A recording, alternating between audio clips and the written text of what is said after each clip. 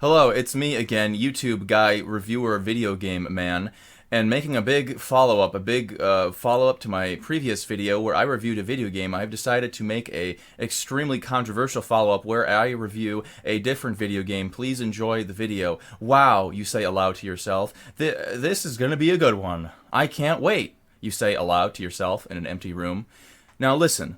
I've been playing Pikmin 4 recently, and I'm going to do a review on it. So, my controversial, incendiary opinion for this video game in particular is that it is okay. It's alright. I enjoyed parts of it. There are parts of it that I think are genuinely very boring, and I want to go into why. Pikmin is a franchise that I've been playing since the beginning, since 2001, since it came out, and I've enjoyed the first entry very much over the years. I think Pikmin 1 is genuinely one of the greats. I think that it is one of Nintendo's strongest IP, at least one of the strongest, just new IP right out of the gates, one of their strongest entries. Okay, Pikmin 1 is genuinely great from top to bottom. Now, does it have flaws? Yes. But do I think that what it achieves is extremely unique and well thought out and makes it one of the best Nintendo games of all time? I really think it does. Now, Pikmin 2 is a game that I think is where the beginning of the end started to occur with the Pikmin franchise, where I think that they started to take the wrong ideas from Pikmin 1 and try to expand upon them. Now, Pikmin 1 worked very well because the entire thing is, as Pikmin 4 puts it, Dandori. Pikmin 1 is all Dandori all the time. It is always pushing you to do things faster and more efficiently. And it's not just doing that through very well thought out mechanics and a good sort of a story framework. It's also doing it through some of Nintendo's strongest writing chops that I think that I've ever seen from a game from them. In fact, I can't think of a game offhand that Nintendo has done that I think has stronger writing chops than Pikmin 1. I think that that is a severely underrated aspect of Pikmin 1 are just the Olimar log entries where he's talking about his family, talking about his observations, all that stuff. I think that there's a big reason why the future games are constantly, harking back to the Pikmin 1 era of writing, and that's because they've never come close to outdoing it, to outdoing the writing of Pikmin 1. And hell, I'll even put Pikmin 2 in there. I think Pikmin 1 and 2 have very strong writing, far more so with the first one than the second one. But the second one does have interesting aspects. I do think Louis is an interesting character in of himself, and that's sort of why they keep bringing him back as well. And the problem, I think, with Pikmin 3 and 4 is that they keep introducing all of these characters, and it's like they instead of it's the definition of quantity over quality when it comes to Pikmin writing and Pikmin characters past the second game, because it's like the first game you had one character, very well thought out, very well fleshed out. Pikmin 2, two characters. Well, I guess technically three, because the guy in charge of the corporation or whatever. But I liked him as well. But it's mainly Olimar and Louis, two characters, very well thought out, very well done. Pikmin 3, three characters. It's like the proof is in the pudding here, because you have all these characters, and I don't think none of these characters are gonna stick with anybody, except, and this is the reason why they keep bringing back Olimar and Louis, is because they know that no matter how many characters they bring in. They can bring in 20, 30 characters. The only characters that people are going to fundamentally care about at the end of the day are Olimar and Louis, and that's because the only games with strong writing are the first two. And I know I'm taking a little while to get to the actual meat and potatoes of the Pikmin 4 review, but I think that's sort of setting up the stage of how I feel about Pikmin in general and what I think that they've sort of, how it's degraded, the formula has degraded over the years. It's the only way to talk about this, in my opinion. And, so Pikmin 1 had a lot of things going for it, not just beyond the gameplay aspects. I think it had an extremely good story and narrative framework. I think it's not just the fact that you want to do these, you want to finish the game quicker just for the sake of it. You want to finish the game quicker because you genuinely care about Olimar as a character. You want him to get back and see his family as soon as possible. It's not just a gameplay sort of drive, to get you to play the game more efficiently and better throughout each playthrough. It's this drive of I want to help Olimar out. I want to help my boy out because Olimar is a good character. I like him. I want to get him back to his family as quick as possible. And Pikmin 2, unfortunately, I think makes the mistake of not just doing something new. Instead, Olimar goes back, and his company has gone bankrupt, so now he has to go right back to the planet. Which I don't hate it, but I don't like it, and I think it sucks. Okay, that's my opinion of the story of Pikmin 2. It is what it is. You know, it's kind of quirky and funny, I guess, that it's like, oh, you know, you thought that Olimar was going to go back and see his family, but oh, instead his company went bankrupt and now he has to go right back. It's, you know, it's not the worst thing ever, but I just don't like it. I wish they would have gone a different route with that, because it makes the ending of Pikmin 1, it makes that drive, that goal of doing the days faster to get Olimar back to his family quicker, it just makes it fall a little bit more flat when you go back to Pikmin 1, and I think anything a sequel does that makes aspects of the first game worse, I think is a failure, in my opinion. But, you know, that's small potatoes, in my opinion, compared to what 3 and 4 do with the narrative writing of this franchise. Now, Pikmin 2, I think that, again, it's not just the narrative where in the writing that I think it starts to go awry. I think that the gameplay aspect of it is where it starts to get a little bit clumsier, because now you have caves, right? And so where Pikmin 1 was all Dandori all the time, Pikmin 2 is half Dandori, half cave. And caves, the problem with caves is that they fundamentally do not have the driving force of what made Pikmin 1 so good, which is this idea of like constantly trying to do things more efficiently. It pushes you to do things constantly. You're always trying to get that number down. Every single second in Pikmin 1 feels relevant because you're trying to go fast all the time. Whereas in Pikmin 2, half of the game is spent in caves where the time is not relevant. So now it's half Dandori, half cave. And, you know, caves they're fine. You know, they're downright interesting sometimes, but they just don't, they're not Pikmin to me. They fundamentally do not carry over the core aspect of Pikmin 1's driving gameplay force. They don't have that whole doing things as efficiently as possible all the time to get your time faster. It just doesn't exist in caves because there's no time limit. So yes, you're free to explore, which is good for some people, but it sure as hell isn't Pikmin. You know, it's something else. And that's why Pikmin 2, I almost wish they had just gone full, like, spin-off territory with it. Just get rid of the numbers in general. Have this be Pikmin Dungeon Crawler Edition or something, because that's more what it feels like. Pikmin 1 feels like a game about doing things as efficiently as possible, given a certain amount of time. Pikmin 2 is about, dungeon crawling, essentially. And caves have other issues too. Like, some of them are very interesting. Submerged Castle is one of the highlights of the entire series. But Submerged Castle, the reason why it's one of the highlights of the entire series is because they have a time restraint on it. So it's like, it's like, if you know that one of the caves that has the most lasting impact on people is one of the caves that has a time limit, you know, why did you even go the cave route anyway? And, maybe that's why in Pikmin 3 they decided to get rid of caves and go, harken back to Pikmin 1. But Pikmin 3 has a lot of its own issues. And, Pikmin 3, the main issue is that, again, the time limit doesn't really feel as present. The narrative is a joke compared to Pikmin 1 and 2. The characters are flat. So you don't really care about it experientially going fast. And now, there are things about the gameplay that I think Pikmin 3 does very well. I think that it does a very good job of making you feel like each captain it feels very controllable, if that's a way to put it. Like, you have 3 captains, and, I played it on Wii U. I haven't played it on Switch yet, so I can't really attest to how it plays on Switch, but using the Wii U gamepad to constantly send captains out in real time to all these different places, get multitasking done, was something the other games just didn't really feel possible to do that. The multitasking aspect of Pikmin 3 is very cool, very well done. I also think the boss fights of Pikmin 3 are one of the most underrated aspects. I think that the final boss of Pikmin 3, again, sort of like the Submerged Castle of 2, is one of the highlights of the entire series. And I think, even though I think Pikmin 1 outdoes these games by quite a large margin, I think that 2 and 3 are still very easily worth playing. And I could see them being, somebody's favorite, even though I think that they are, I don't want to say objectively, but they're just a lot less consistent, in my opinion, as in terms of the quality compared to Pikmin 1, where I think Pikmin 1 is like from top to bottom, from beginning to end, it is a consistently great game, whereas Pikmin 2 starts to get a little bit less consistent. Pikmin 3, again, a little bit less so again, and then we get to, I guess I'll talk about the flaws of Pikmin 3. The flaws of Pikmin 3 is that it's just downright unfinished, way too easy. Even for a Pikmin game, it's very hard to have like a full party wipe. And even though the bosses are good, again, they should be harder. at this point, this is the third game. There's no reason why there should be. It should not. There's no reason why a game on its third entry should be easier. That's sort of one of my sort of crazy incendiary gamer opinions. If we're on game 3 or 4, there is no argument that can be made as to why this is easier. Okay, because, and again, I get the whole like, oh well, we're trying to make it for a wider audience. That whatever. Okay, whatever. This is Pikmin 4. Okay. Shut up, okay?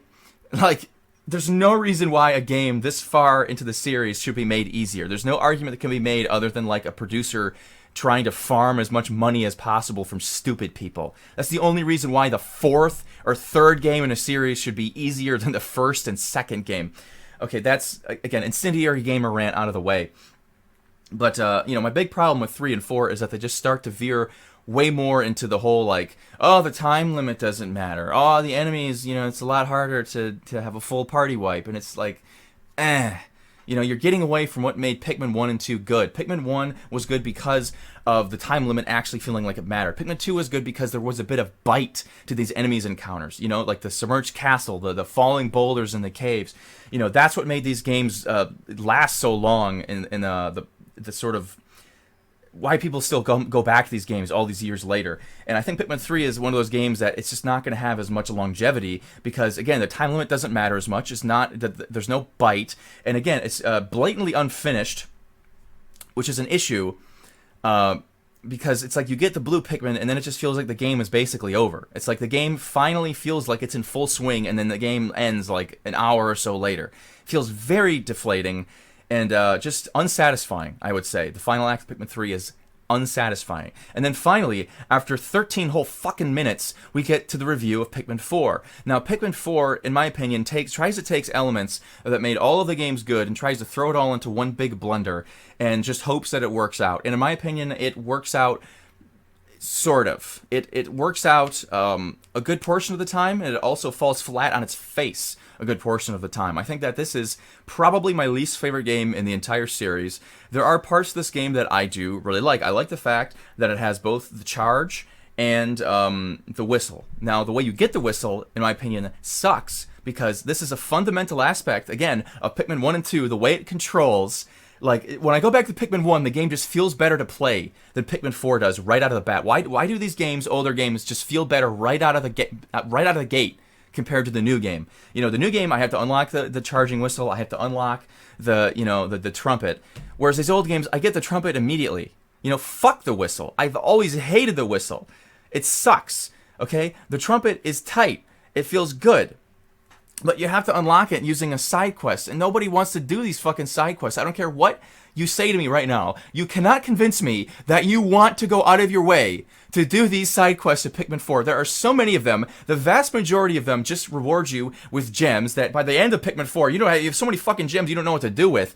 And, again, I'm going to go on a huge rant here. This game is way too easy, way too linear on resources.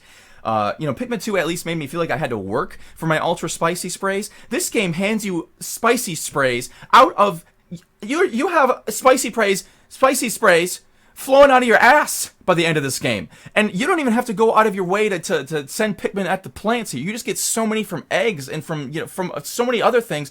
I went out of my way to, try to use them every once in a while when I felt like, okay, well, I should probably use these every once in a while. And I still had way more than I knew what to do with. I never felt like I ever had to harvest these things. And they make the game, an already easy game, so much easier. And there's so many other things that just make the game way too easy. And, again, I keep using the word easy. It's not really easy. That's the issue here. Because, again, I think all of these games are easy. It's more simplistic. I think maybe that's a better word. Because Pikmin 1 and 2... and 3, you don't have a dog that your Pikmin can magnetically attach to so that you don't have to worry about positioning anymore. Okay, in Pikmin 1 and 2 and 3, you always have this huge line of Pikmin behind you, and that's what made these games feel so unique to play, is because you're not just controlling one character, you're controlling a huge herd of characters. There's very few games that have the same sort of game feel that Pikmin does, besides maybe like, there's that one game you played as like a demon or something that nobody remembers except for a few people, the proud, the chosen. I forget the name. Overlord.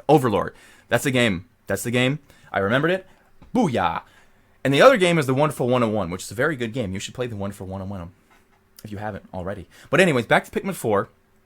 The issue I have with this new Pikmin game is that the dog takes away the challenge of positioning that the older games had. The other games you had to really worry about where your Pikmin were positioned. That's why the trumpet was so vital to how the game felt, because it's like, okay, I have this huge line of Pikmin behind me. I need a way to control exactly where they go. That's what the trumpet gave you. And Pikmin 3 did away with the trumpet, gave you the whistle, which was okay. But again, it takes away that essence of control that the other games had. It just felt worse to play. And Pikmin 4 starts you with the whistle, and then eventually you can get the trumpet, which, that's, again, to its credit, you can get the trumpet, good for Pikmin 4, but you have to go out of your way to unlock it with a stupid side quest that nobody wants to fucking do, or go out of the way to do. But again, it's there, so whatever, it's there, good. That's like probably one of my favorite aspects of Pikmin 4 is just the fact that it has elements of the older games stapled to it. It has the trumpet. And then the other thing I like about it is Olimars Shipwreck Tale, which is one of the best parts of the game for me. But, think about why that part of the game is so good. It's just because it just harkens back to Pikmin 1, and it just staples Pikmin 1's, sort of gameplay essence onto Pikmin 4 at the tail end of it, which is good. I'm glad it's there, but all it really did at the end of the day was make me want to go back and play Pikmin 1 even more than I already did at the end of 4, because 4 just has so many elements to it that make me wish I was playing one of the older games. And the dog, I need to talk about this dog. I didn't like the dog going into it, and I certainly don't like the dog going out, okay? I don't like this dog. I have a bone to pick with this dog. I don't like him. He takes away the positioning aspect of Pikmin, which is vital. Vital. In my opinion, the time aspect, vital. Positioning, vital. Vital aspects to what made Pikmin Pikmin. And this game doesn't really have either of those, except for a few moments. There are moments, to its credit, where you don't have the dog at your disposal. Most of the times you do. And then again, it's Shipwreck's Tale. There are moments where the time does play a factor. Again, all the Dandori caves are pretty good. It's like they took caves in Pikmin 2, from Pikmin 2, and they sort of inserted, they knew that caves needed that Dandori element, that element of time pressure, and they, just threw the time pressure onto the caves, even though it doesn't feel as smooth as Pikmin 1, because Pikmin 1, the time limit is the same throughout the entire game. There's no like, okay, here's the big time limit for how many days you need to get back, how many days you have to get back your parts, and then, here's the time limit for this specific cave. It doesn't have that. It's just one time limit throughout the whole thing, whereas Pikmin 4 is like, okay, you have the time limit for the day, then you have the time limit for this cave, then you have the time limit for this cave, and it's just all over the place. It feels all over the place. Like they didn't know what to do with the fourth game, so they just threw all of the elements that made the other games semi-successful and just hoped it worked. And it sort of works.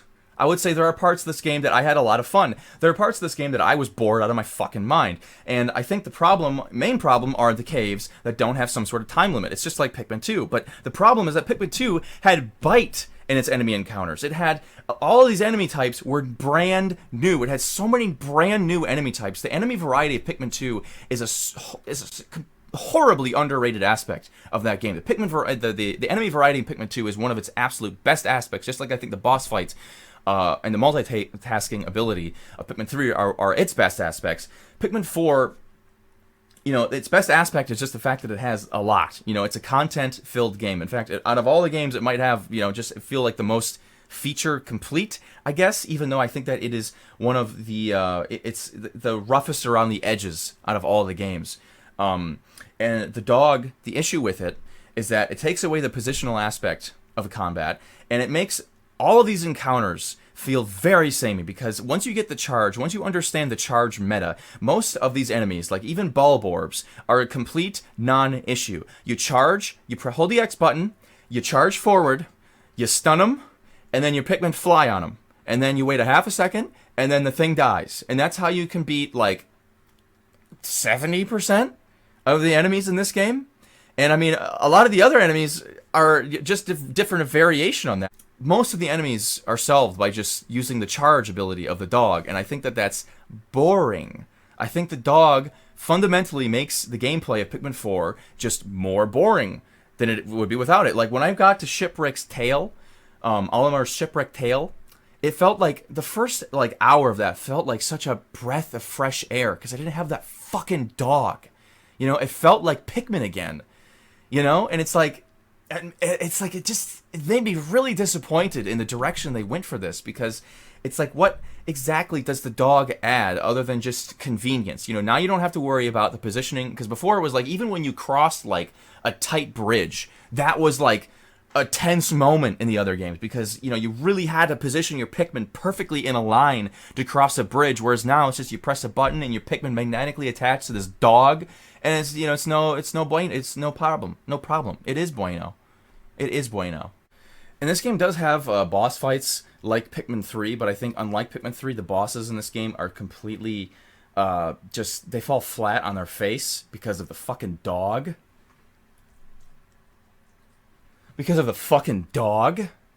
Okay, this dog makes the game way too easy. Most of these boss fights are just, you wait for the obvious opening. Yeah, sometimes you don't even have to wait for an opening. You tackle their anus, and then you sit there, and then half their life bar, if not their entire life bar, is gone. And I mean, this goes for like the ballbaxes. This goes for the bosses. Like, very few enemies in this game really make you change up your strategy in any meaningful way. And I think that, you know, throughout the game, it just got really old. You know, just like, oh, here's a big enemy. What do? I hold X, I charge, and then I sit there for a half a second, and it's dead. And, you know, I think that's another sort of aspect to the dog that really just makes elements of this game fall flat on their face. You know, it's like I was excited to see boss fights that sort of gave me that same sort of, you know, I was excited to see how they followed up Pikmin 3's bosses. And honestly, the bosses in this game are it's just worse. They're so, by several orders of magnitude, worse than the bosses in 3, that I almost wish they hadn't even have bothered. I think the bosses suck, pure and simple. Like, I mean, even comparing like the Shih Tzu boss to, you know, the final boss of 3, like, no, it's a joke. Like, design wise and gameplay wise, the bosses in 4 are a joke, and it sucks. It sucks because I think 3 had a really good thing going for it. It seemed like they really had a handle on how to design boss fights for a Pikmin game. Especially the latter half of 3's bosses are just really impressive. I think that, again, that's a really underrated aspect of Pikmin 3's design. The bosses are actually really well executed, but 4's bosses are just not good enough, not nearly good enough, and yeah, disappointing. I also want to talk about, just narratively speaking and theming wise, like, this game, again, this problem you know, started with Pikmin 2. The theming and narrative of this game is just so weak compared to Pikmin 1. You know, Pikmin 2 at least had sort of a funny aspect to it. You know what I mean? It's like they get back and their company is completely bankrupt, so they have to go back and collect treasures. You know, and then all the treasures just end up being, you know, very, very like sort of tongue-in-cheek, like a Duracell battery. You know, there is a charm in that. You know, but they have never gotten close to what Pikmin 1 achieved with just like, hey, you're stranded on a planet. You gotta escape. You only have 20 days or whatever. You need to get all the parts so you can escape and see your family again. Like, that alone is so well done. And Pikmin 4 is just, again, it completely loses that aspect of Pikmin that made the first game so well put together. You know, there's no time limit pushing you forward to do better. You can just take as many days as you want, whatever. And in my opinion, the game's style has taken a huge nosedive since the first game. I mean, it's been a downward slope in terms of this game's aesthetics, or this franchise's aesthetics and style. We have seen the absolute sterilization of this game's style. We're not even allowed the bubble font anymore. I loved the bubble font. Okay? You asked me what I love about Pikmin 1 the most. I'm going to tell you, it's that goddamn bubble font. In this game, okay, now we're using Microsoft Word font. Generic Microsoft Word font. Now we can't even have the fucking title of the games. The game titles on the cover have to look like generic Microsoft Word fonts now. Like, are you kidding me, man? Are you kidding me? As an artist, how can you say, hey, you know, let's take the art of the game and put it on the cover. Let's make the actual title of the game, you know, actually have some artistic value to it that represents the game itself. And these modern Nintendo developers are like, nah, Let's just have it be lines. Let's just do lines. Everybody loves lines. Just have it be lines. Fuck it. We'll just do lines. Everybody will love it. So now every fucking game title looks the same, and it's like, what is gained here? Who asked for this? What is gained? Those are two questions that I really want answered by Nintendo developers or whoever's making these decisions. Like, who asked for this? Who asked for the title fonts and for the fonts in these games to be generic line, Microsoft Word line words? And who benefits? You know, what is gained from the sterilization of the style, the complete sterilization of the style? And it doesn't just end with the fonts, okay? The fonts drive me crazy, but the UI in this game is so bland. This is a big problem with modern Nintendo. Is that I swear to God, it's like they're doing it on purpose now. They're trying to make their UI as bland as possible. And it's really starting to get to me, because it's like you go back and you play the first Pikmin game, and it's like every single screen looks tailor-made, like it was made by an artist. Like they wanted every screen to look like it reflected the game's atmosphere. And then Pikmin 4 is like every screen, I mean, it just looks generic. It looks like a generic, you know, console home menu UI. You know, just lines of squares is all you get now. And it's like the music of Pikmin 1, you know, that amazing music you get after, you know, you finish a day. It just doesn't even match anymore. It's like the aesthetics of the music don't match the aesthetics that these games are putting forward now with their UI. It just doesn't have that grunge to it. You know, it looks so clean, like everything's wrapped in, you know, everything feels like it's wrapped in plastic. And it, you know, again, it just is, and I've said this before, but I need to go back to it. It doesn't end with the fonts. Even the environments in Pikmin 4, even going back to Pikmin 3, I think the environmental art design is just, it's just not nearly as good. I mean, look back, like go back to Pikmin 1 and Forest Navel. Now that's pure grunge. I fucking love Forest Navel. Just the style of it, just the music, just everything about it is so grungy. Where's the grunge at? There is no grunge. Where's the grunge? There's none. There's no grunge anymore. Pikmin 4 is like, again, every environment looks like it was wrapped in plastic before it was sent out. The worst of the worst, and I knew I was going to hate this area when I saw it, what is the Hero's Hideaway, the house level. I think this is by far the worst level in the entire franchise. And again, that might be one of those incendiary opinions that I got. I got loads of them. I really hated this level. I think that it is everything wrong with modern Nintendo design philosophy, modern Nintendo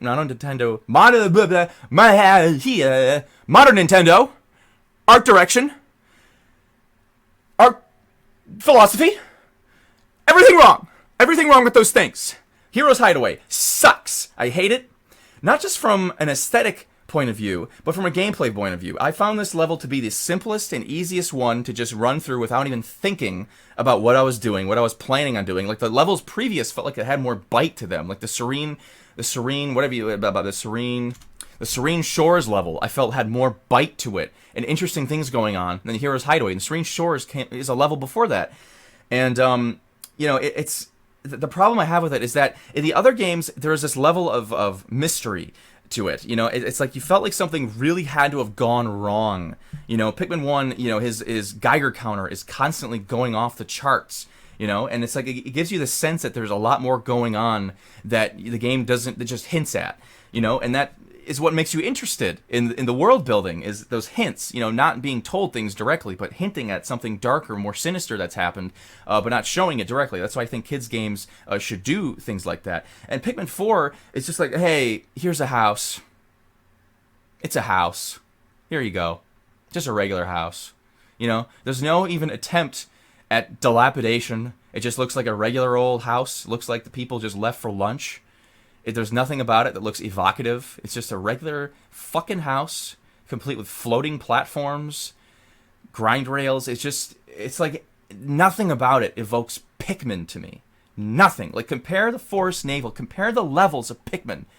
How well put together those areas are, how grungy they felt, how alien they felt. And then Pikmin 4 just has you going inside of a regular house. It's just not the same. It's not the same. I think that it is far inferior. And it just made me bored. I was bored of this game by that point. I thought I was going to like it because Serene Shores felt like an actual Pikmin level. Obviously, it's not ideal. Still, there's way too many like cutesy elements going on here. I really don't like how cutesy Pikmin 3 made the art design. Now, obviously, Pikmin 1 and 2 have cutesy elements. You know, Pikmin themselves are cutesy, but they also had things like, you know, the submerged castle, the water wraith. You know, Pikmin 1 had forest navel. You know, there was really, you know, I wouldn't call them disturbing, but again, maybe grungy is the word. Like, just they felt like there was an attempt at a darker atmosphere that 3 and 4 just don't even try. And I mean, 3 did have its moments, but 4, it doesn't even try. Fucking Shih Tzu, like, and it's not even just a regular Shih Tzu. It's a glowing Shih Tzu. It's like so. Oh man, like I literally, I face palmed when I saw it. I actually face palmed.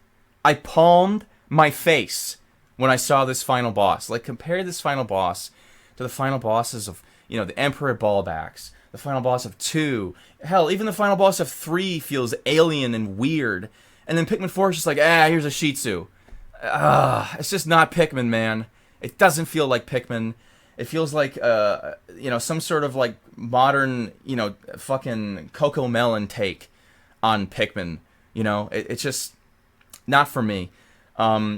Now, again, maybe I've harped on this game too much for its negatives. I mean, there are things that I like. Again, I've talked about Shipwreck Tale. I think that's good. I think the Dandori caves are good. I think the Dandori battles are okay.